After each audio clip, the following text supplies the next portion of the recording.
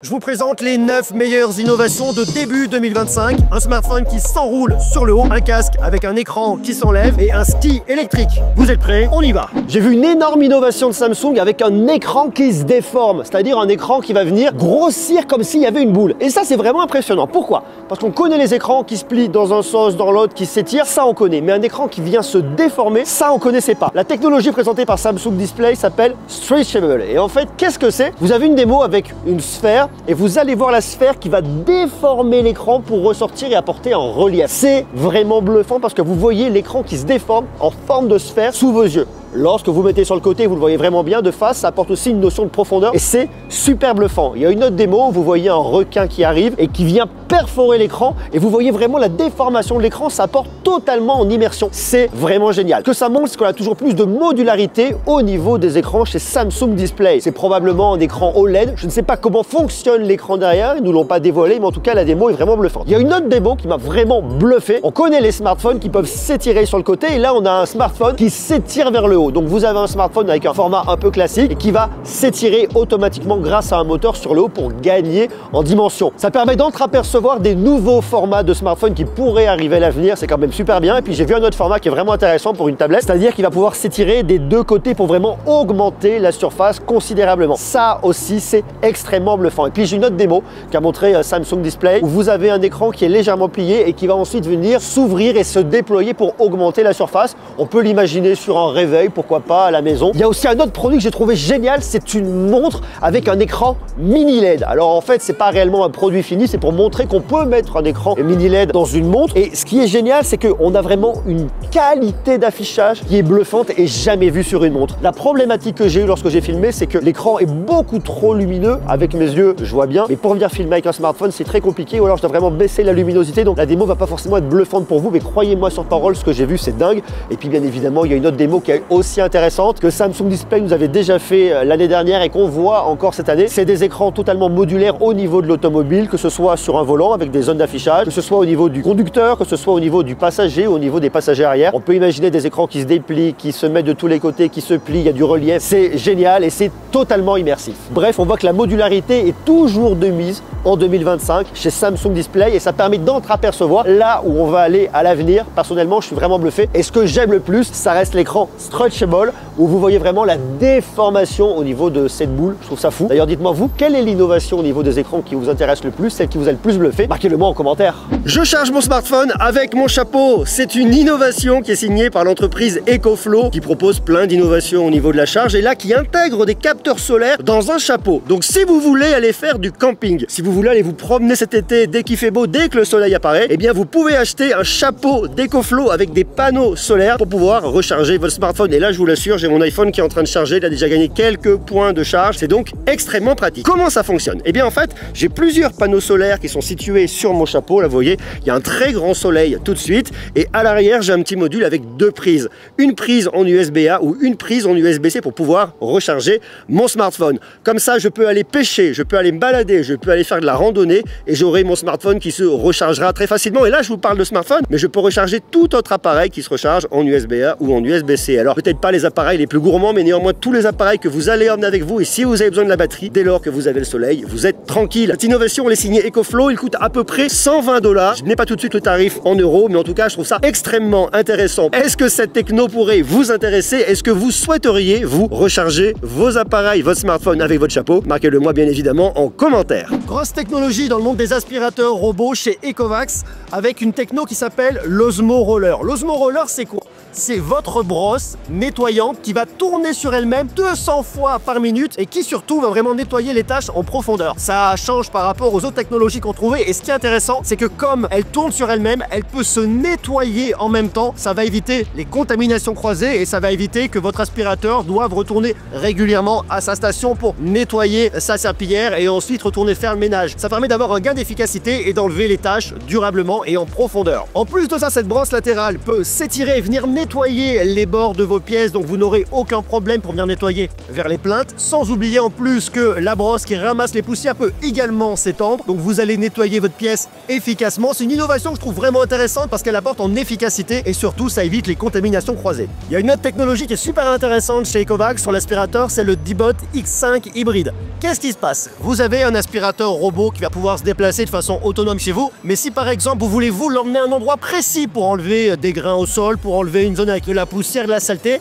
eh bien vous avez une poignée que vous pouvez prendre, vous la mettez directement sur votre aspirateur robot et vous le guidez, vous l'emmenez à l'endroit souhaité pour qu'il nettoie la zone en particulier. Je trouve ça malin, plutôt bien. D'ailleurs, dites-moi ce que vous en pensez dans les commentaires. Dans le monde des robots ménagers, on a un autre produit de chez Ecovacs, c'est le Winbot W2 Pro Omni. Il va venir nettoyer les vitres. Là où on a vu que des aspirateurs robots lavent le sol, là vous confiez la mission de laver vos vitres. Je déteste laver les vitres. Et bien grâce à un produit comme celui-là, un robot intelligent, ces corvées sont faites automatiquement et au moins vous êtes tranquille. Une fois de plus, c'est l'innovation pour la maison que je trouve réellement intéressante. Il va faire zone par zone, au moins vous êtes sûr que les vitres seront faites. Faudra vraiment que je le fasse chez moi parce que en ce moment c'est pas terrible. Il est désormais possible de remonter les pistes avec un ski électrique. Alors me direz-vous, c'est plutôt rigolo mais on va éviter, ça peut être dangereux. Ce ski électrique est surtout fait pour aller faire du ski de randonnée. Je dis ça parce qu'on m'a un peu taquiné, du ski de randonnée. Donc si vous êtes passionné de ski de randonnée, eh bien je vous invite à découvrir cette innovation qui est faite par une entreprise suisse qui s'appelle eSkimo. L'idée c'est pas de ne plus faire d'efforts, non. L'idée c'est d'aller toujours plus haut pour pouvoir prendre encore plus de plaisir parce que lorsque vous allez monter plus haut dans la montagne, vous allez pouvoir également descendre davantage parce que les skis que vous voyez là, bien évidemment, ce sont des skis électriques. Ça veut donc dire que vous avez toute cette partie ici qui vous aidera à avancer. Ça, c'est quand même super intéressant. Pourquoi? Parce que effectivement, vous allez avoir cet élément-là qui, grâce à une télécommande, vous aidera lorsque vous allez vous déplacer, aller plus vite lorsque vous allez monter la montagne, lorsque vous allez faire un ski de randonnée. Mais par contre, ça veut dire que lorsque vous allez descendre les pistes, vous n'allez pas pouvoir les descendre avec cet élément-là. Alors, qu'est-ce qu'on fait à ce moment-là? Eh bien, vous avez un sac à dos qui vous permettra de ranger cet équipement, de pouvoir combler les trous que vous avez sur le haut et sur le bas pour pouvoir descendre en toute sécurité en prenant énormément de plaisir. Alors rassurez-vous à tous les sportifs qui aiment gravir les montagnes et qui aiment faire du ski de randonnée et qui se disent c'est un truc fait pour les feignants, absolument pas, parce que vous allez continuer à fournir un effort avec vos quadriceps, vous allez continuer à marcher, mais vous allez avoir une assistance qui vous aidera à aller plus haut que ce que vous pourriez pas faire de vous-même. Personnellement, je trouve ça vraiment intéressant, c'est une très jolie innovation. On connaît les skates électriques, il y a des rollers électriques qui sont faits par des Français, et là maintenant on va encore plus loin au niveau du ski grâce aux Suisses. Vous voyez, tous les pays s'amusent à aller toujours plus loin, je trouve ça vraiment cool. Est-ce que vous d'ailleurs, vous faites du ski? Est-ce que ça pourrait vous intéresser d'avoir des skis électriques pour gravir la montagne, aller toujours plus haut et descendre en s'amusant toujours plus? Moi je trouve ça marrant, bravo aux Suisses qui font ça. D'ailleurs dites-moi vous en commentaire, est-ce que ça vous tenterait? Oui ou pas du tout? Avoir votre propre drone volant, est-ce que ça vous intéresse? Eh bien c'est possible aujourd'hui grâce à la marque Xpeng Aeros. Regardez, c'est un drone qu'on peut rentrer dans une voiture pour pouvoir rouler, aller à l'endroit où vous voulez et ensuite vous envoler dans les airs. Je vous explique le principe. Votre hélicoptère est stocké à l'arrière de votre véhicule. Bien évidemment, vous voyez, c'est pas un véhicule comme un autre, il est quand même assez énorme. Pour autant, il peut contenir 4 personnes, donc vous êtes tranquille. Il y a une procédure qui est très simple, c'est-à-dire que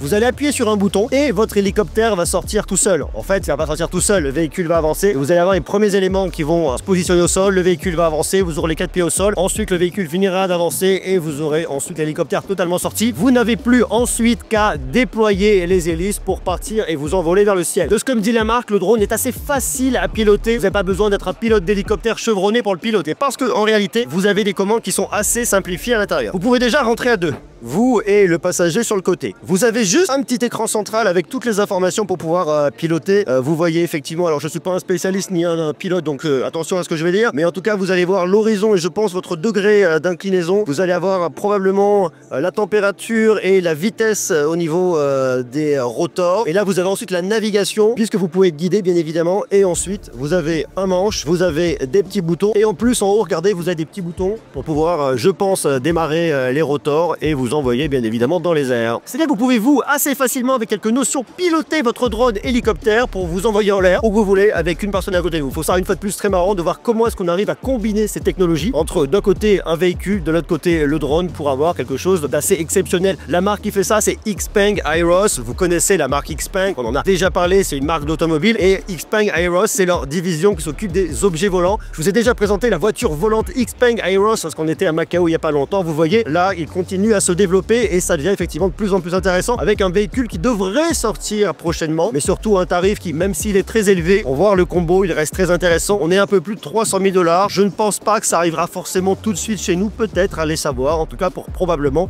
les plus fortunés. Est-ce que vous, ça vous dirait de vous envoler dans les airs avec un hélicoptère à l'arrière de votre voiture? Moi je trouve ça marrant, marquez-moi ça bien évidemment juste en bas en commentaire. J'ai une caméra sous écran sur mon PC de Lenovo, c'est le Lenovo Yoga Slim 9i, j'ai la référence juste ici. Et alors ce qui est assez marrant sur ce PC effectivement, c'est que lorsque vous l'ouvrez, comme vous n'avez pas de caméra, vous avez un écran qui prend toute la place avec des bords qui sont extrêmement fins. Ça donne un design beaucoup plus léger, beaucoup plus élégant. Pour autant, lorsque vous activez votre caméra, elle apparaît, elle est sympa. La qualité n'est pas non plus vraiment extraordinaire. On a beau avoir un capteur de 32 mégapixels. Aujourd'hui, la technologie des caméras sous l'écran, et on l'a vu notamment encore chez Samsung sur les Z Fold 6, c'est pas mal, c'est bien, c'est esthétique, mais le rendu n'est pas vraiment de bonne qualité. Donc, effectivement, on a une innovation que je trouve super intéressante. Maintenant, ce qu'il faut, c'est que les constructeurs Lenovo comme Samsung réussissent vraiment à améliorer cette technologie pour qu'on combine à la fois une esthétique qui est vraiment top et bien évidemment un rendu de qualité. Le PC, quant à lui, par contre, est vraiment très élégant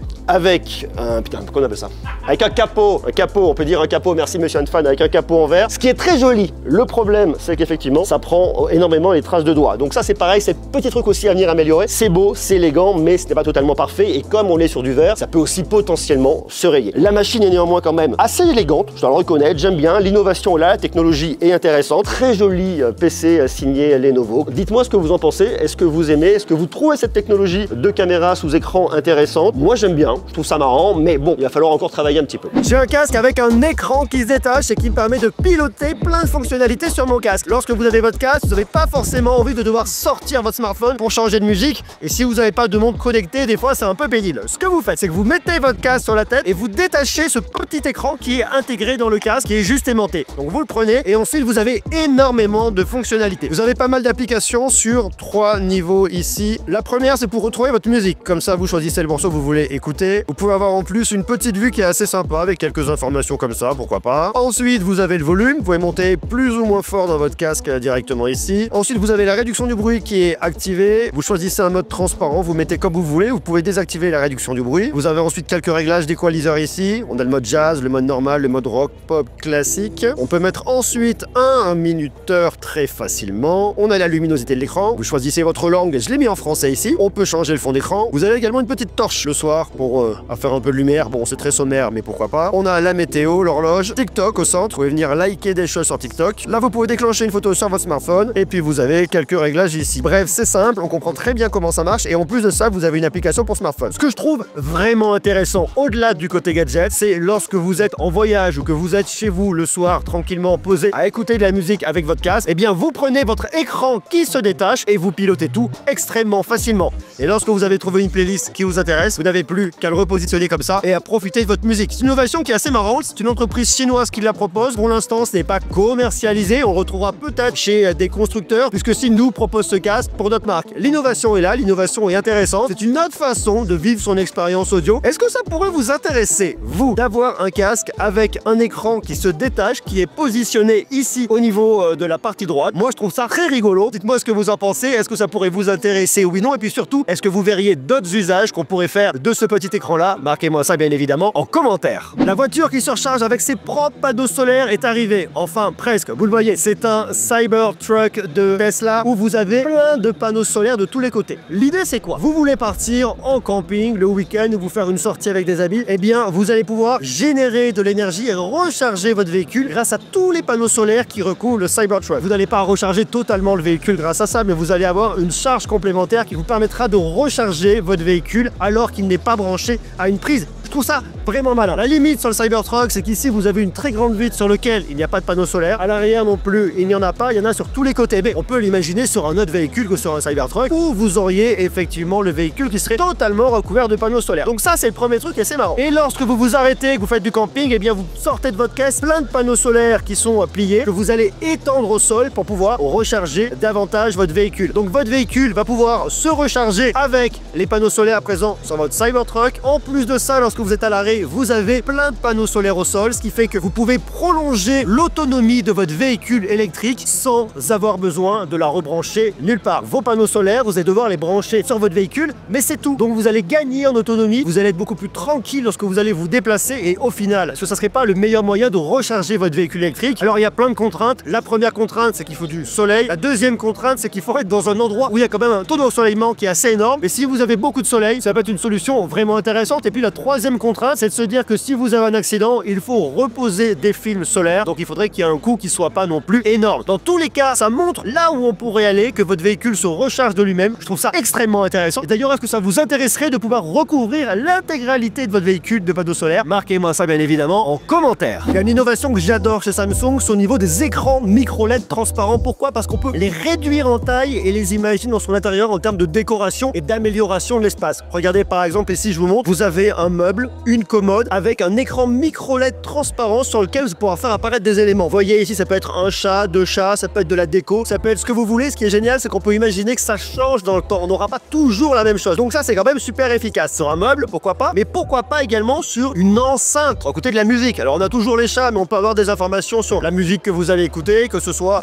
sur un support physique ou sur un support numérique, sur un format un peu grand, mais également sur un format un peu plus petit. Et une fois de plus, toujours avec de la transparence. Donc je trouve ça vraiment efficace. Et au-delà de ça, on peut aussi l'imaginer suspendu, comme ici, vous voyez, c'est accroché à une petite tablette, et qu'on peut appeler ça comme ça, où on peut imaginer des tableaux, vous voyez, vous avez le cadre derrière, vous avez l'œuvre sur le devant, ce qui veut dire qu'on pourrait changer dynamiquement les œuvres en gardant le cadre derrière. Enfin bref, les univers sont multiples, et puis même dans le côté plus professionnel, on peut l'imaginer sur un musée, pourquoi pas. Ici, vous avez une démo qui est vachement bien, avec un vase, c'est pas le vase de Soissons, quoique, sur lequel vous avez un affichage. Lorsque l'écran micro LED est complètement opaque, ou alors on peut avoir un tout petit peu d'informations sur le vase, et pourquoi pas lui redonner son aspect original, on peut le reconstruire numériquement, enfin bref, on peut faire énormément de choses. Toutes ces innovations, je trouve extrêmement intéressantes parce qu'elles permettent de redéfinir nos intérieurs, de redéfinir notre lien avec les écrans. Ces écrans micro LED transparents, je les trouve super cool. On peut avoir différentes tailles, on peut les mettre un peu partout. Moi personnellement, j'aimerais bien en avoir chez moi sur une séparation de pièces, pourquoi pas. Peut-être même sur une cheminée, une vitre, allez savoir. Je sais pas si ça supporterait la chaleur, hein. Je suis totalement en train, vous voyez, j'imagine des choses, mais je trouve ça super cool. Est-ce que vous